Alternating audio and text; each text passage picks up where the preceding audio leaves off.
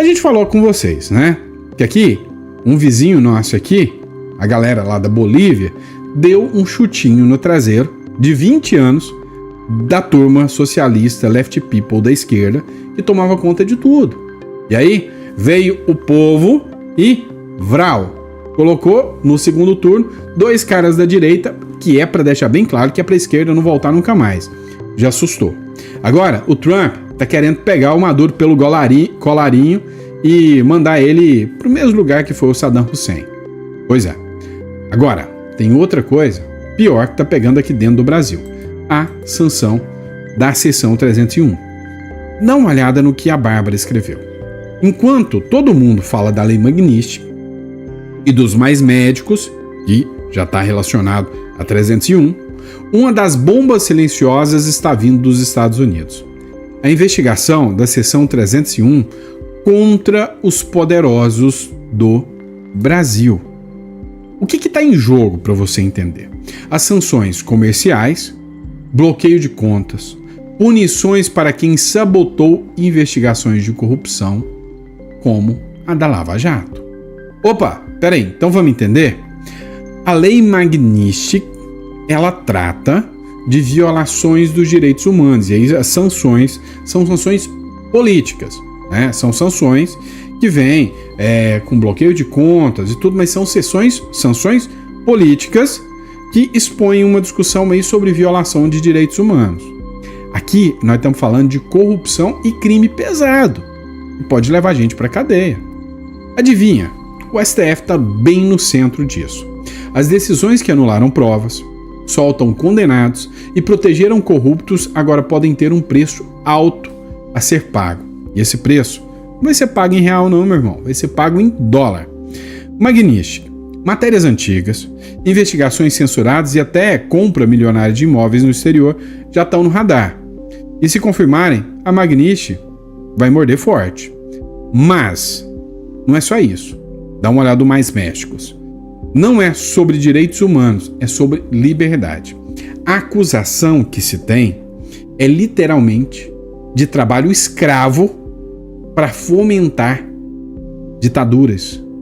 Você tem noção que se isso se confirmar, fala que o Brasil violava acordos comerciais para manter alianças com ditaduras utilizando de trabalho escravo? Caramba, o negócio vai pegar. E isso da cadeia. Os Mais Médicos foi a mão de obra escrava para sustentar ditaduras em pleno anos 2000. Nós literalmente financiamos a ditadura cubana através da exploração da mão de obra exportada por Cuba. Os ministros podem tentar até uma saída honrosa, mas se condenarem Bolsonaro antes de uma anistia, podem dizer adeus a viagens internacionais e até ao próprio dinheiro. Também vamos falar de censura, né? Enquanto eles tentam se salvar, querem regular as redes sociais, ou seja, censura disfarçada de proteção, tirando dos pais o direito de educar os seus filhos e entregando o Estado no controle total. A pior ditadura é a ditadura do Poder Judiciário. Contra ela não há a quem recorrer. O Brasil vive uma ditadura do Judiciário. É por isso que nós precisamos estar informados e preparados, unir e resistir. E as informações da Bárbara foram interessantes pelo seguinte. Como eu disse, a Seção 301 ela vai buscar informações muito mais profundas do que a Lei Magnitsky. A Lei Magnitsky ela já foi utilizada, ela já foi sancionada e ela buscou ali literalmente decisões que atentam contra liberdades do povo. Agora, a Seção 301 ela vai buscar o seio da corrupção. Ela vai lá no Peru saber por que a turma da Lava Jato foi condenada no Peru, por que o Lula mandou buscar uma corrupta do Peru e quais são os elos de ligação que existem. Meu amigo, o tsunami está só começando e você vai acompanhar em primeira mão tudo isso que está acontecendo, tá? Agora no próximo bloco a gente vai falar literalmente sobre os Estados Unidos entrando com um pé na porta e arrancando na marra gente que ele não gosta. Você quer ver? Vem comigo. Pois é, estou falando do ditador da Venezuela, Nicolás Maduro e todos os seus aliados. Os Estados Unidos já entenderam que não basta mais ficar naquele papinho, né, de vamos aqui impor sanções, vamos impor restrições comerciais. Não, os Estados Unidos viram que quando existe gente igual o governo brasileiro, ele financia essas ditaduras com os mais médicos, com construção de Porto de Mariel, ele compra petróleo da Rússia para financiar a guerra da Ucrânia. É isso que os Estados Unidos acusam. Eles sabem que você sanciona um país, mas ele acha um jeitinho de burlar aquilo. Agora, você tem que entender uma coisa. As sanções até que dá para desviar, mas bala não faz curva. Bala vai direto no alvo. E é isso que eles estão querendo utilizar contra o Maduro. Dá uma olhada nessa matéria da Gazeta do Povo. Os Estados Unidos acusam o ministro da Justiça da Venezuela e sua gangue, chamou de gangue, criminosos, bandidos, de destruir o país e anunciam sanções. O governo dos Estados Unidos acusou nessa segunda-feira o ministro do Interior e Justiça da Venezuela, que é o Diosdado Cabello, né, e a sua gangue de destruir o país, prolongado pela terceira semana a troca de recriminações após elevar para 50 milhões a recompensa por informações que levarem à prisão do Maduro. E aí, quem fez essa acusação foi o Marco Rubio, né? E o Christopher Landau. Foram os dois que fizeram uma publicação na Rede X e declarou que Cabello e sua gangue de criminosos brutais, em referência, né, ao povo, em referência, né, aos aliados do Maduro, que eles destruíram o país. E aí, o próprio Christopher Landau disse que ele não passa de dezembro. E aí, para o negócio ficar mais interessante, o Maduro dobrou a aposta. Eu já falei sobre essa matéria com vocês, mas agora é interessante porque é a hora 1 da Globo, do G1, informando. O Maduro, nossa, tão poderoso, tem 4,5 milhões de milicianos e ameaça os Estados Unidos. Escuta isso aqui. A Globo fala que não fica nem vermelha.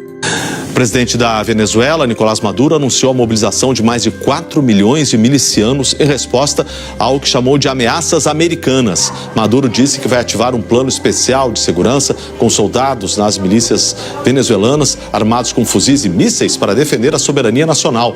A declaração aconteceu enquanto os Estados Unidos enviam navios de guerra para o Caribe em operação contra o narcotráfico. E semanas depois de o Departamento de Justiça americano dobrar a recompensa por informações que levem à prisão de Maduro.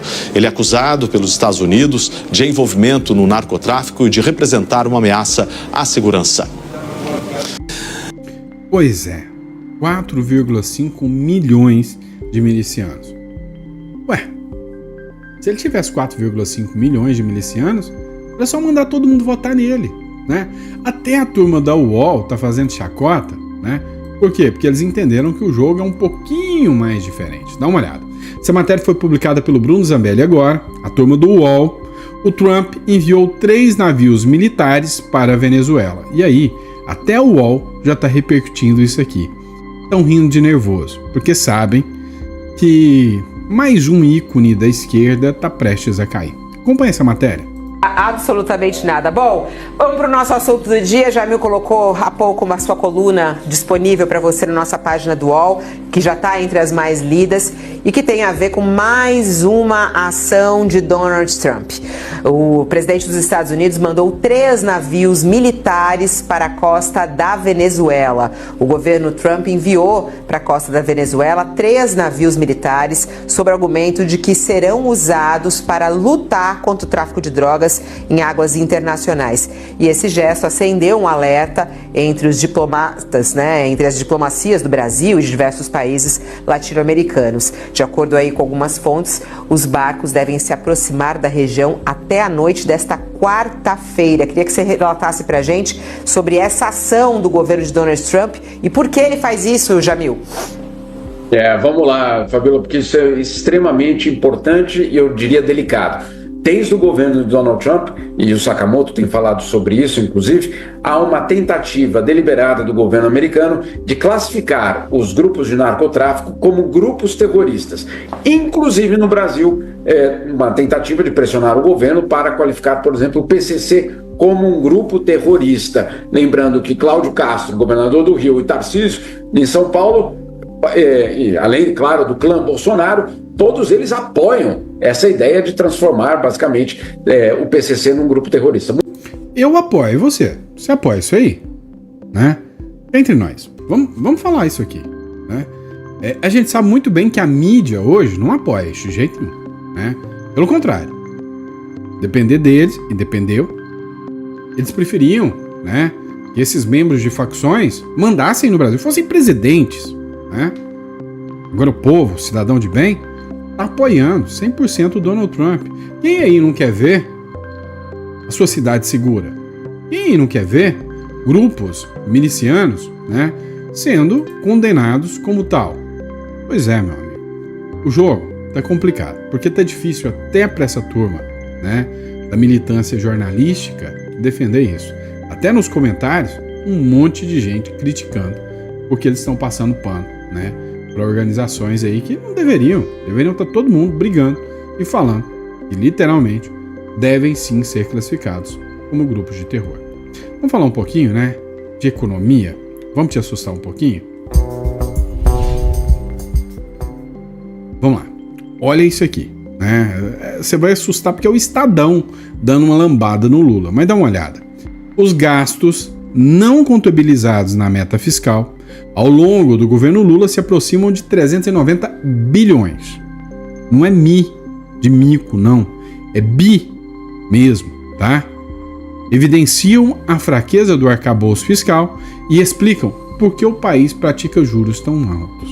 Vem cá, essa mesma mídia militante que ficou por anos e anos falando que era tudo culpa do Bolsonaro, que tudo era um problema do Bolsonaro, agora ficou tão feio que ninguém mais acredita nessa mídia, que eles estão tendo que falar a verdade e ninguém dá atenção para eles.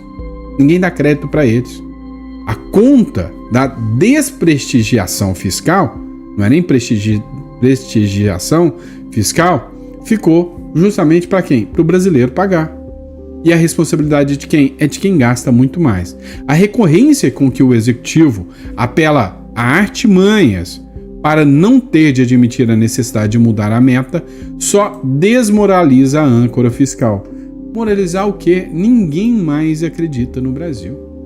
Sabe, é uma gente que não tem um mínimo de vergonha na cara. Você quer um outro exemplo? Só para citar, fugindo da matéria um pouquinho, você viu o vídeo do Felca? Né? O vídeo do Felca. O Felca é um humorista que fez um vídeo muito conhecido e o vídeo viralizou, falando sobre adultização de crianças. A Damares já falou sobre o vídeo. A Leide Fontinelli já falou sobre o vídeo. Todo mundo da esquerda atacou a direita por causa dos vídeos que foram feitos. Agora o Felca faz a mesma denúncia. E adivinha? Eles aproveitam isso para fazer a regulamentação das redes sociais. Olha que doideira. Querem regulamentar. Porque ali o Felca denunciou que tinha um influenciador de esquerda, fez o né? Um influenciador de esquerda ali, que estavam adultizando as crianças. Então, nós precisamos regulamentar as redes sociais e tirar perfis, porque tá chegando a adultização das crianças, não, tá chegando a eleição de 2026. Agora vem cá, é esta turma do PT que quer dizer para vocês que eles vão combater agora a adultização das crianças. Você viu essa matéria do Paulo Matias? Caiu aqui, ó. Dá uma olhada. O ex-tesoureiro do PT, no Mato Grosso, foi preso. Por quê? De menores. Você sabe o que eu tô falando, né? Não vou falar isso aqui, não. Pode ter criança aí, mas de menores. Abusou, né? O ex-tesoureiro do PT, em Mato Grosso, foi preso na manhã desta segunda-feira em sua casa, no bairro Jardim Paulista, em Cuiabá.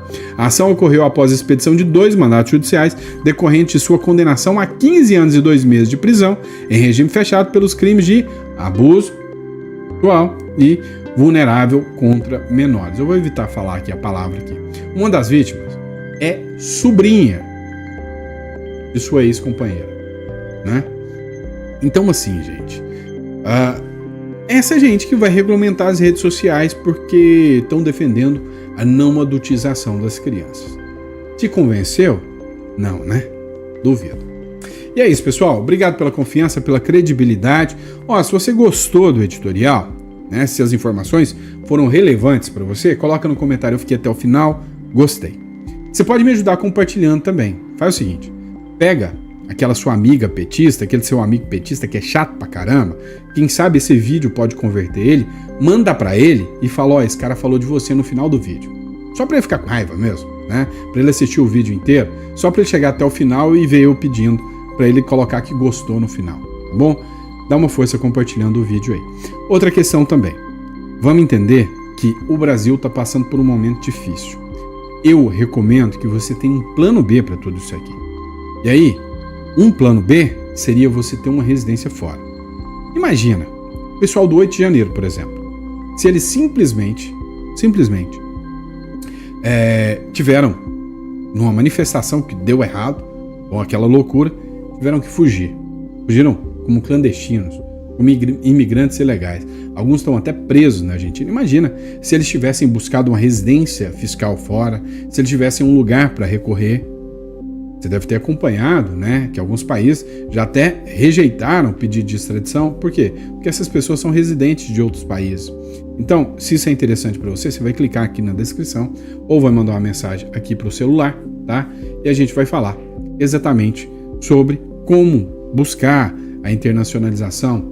Hoje eu recomendo muito o Uruguai. Tá aqui na descrição, um país rápido, barato, e você conseguir uma segunda residência e cá entre nós. Um país com índices de segurança jurídica, segurança pessoal, um lugar para cuidar e criar da sua família, com índices bem mais interessantes do que aqui o Brasil, tá bom? Só entrar em contato. Grande abraço e eu vejo vocês no próximo editorial. Grande abraço.